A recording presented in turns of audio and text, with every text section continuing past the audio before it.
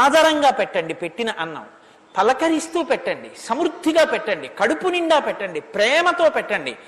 మనం పెడుతున్నాం వాళ్ళు తింటున్నారని వాళ్ళ మనసు గాయపడి చిన్నపుచ్చుకునేటట్టు అన్నం వడ్డించకండి. అలాగే సర్వవర్ణా యథా పూజాం ప్రాప్నువంతి సుసత్కృతా నావజ్ఞా ప్రయోక్తవ్యా కామక్రోధవశాదపి. అనేక వర్ణముల వారు భోజనం చేయడానికి వస్తారు. వాళ్ళందరూ కొన్ని వేల మంది భోజనాలు చేస్తుంటారు.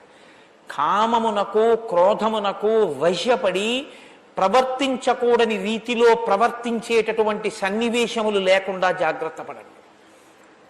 కోప్పడ్డం, కేకలేయడం, దెబ్బలాడడం ఇలాంటివి ఏవీ జరగకూడదు.